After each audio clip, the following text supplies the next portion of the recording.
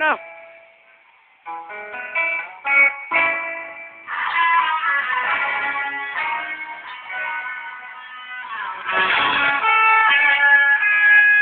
Nagsimula ang lahat sa eskwela, nagsama-samang labing-dalawa, sa kalokohan at katuksuhan, hindi maawat isa't isa.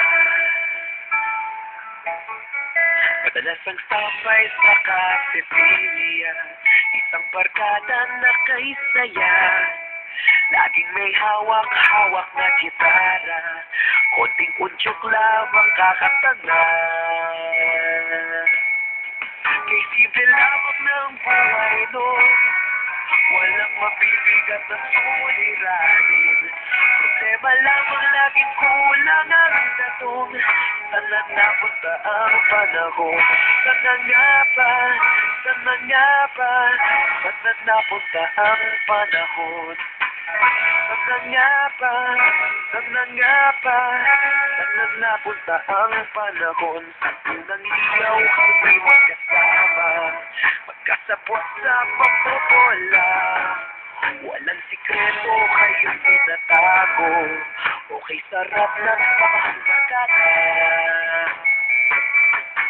Nagkawatakas na sa kolehiyo, kanya-kanya na ang lakaran.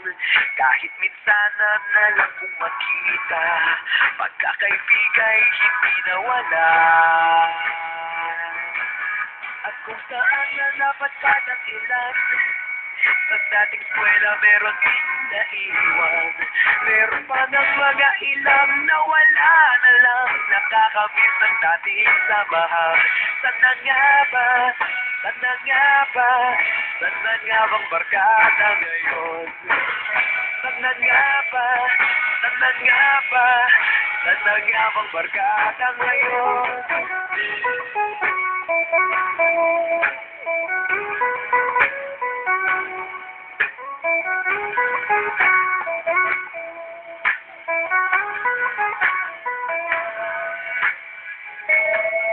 Ilang taon din ang nakalipas, wala pa sa aming tatay na nagsusumika po bang yumaman at kuminaw ang kinabukasan.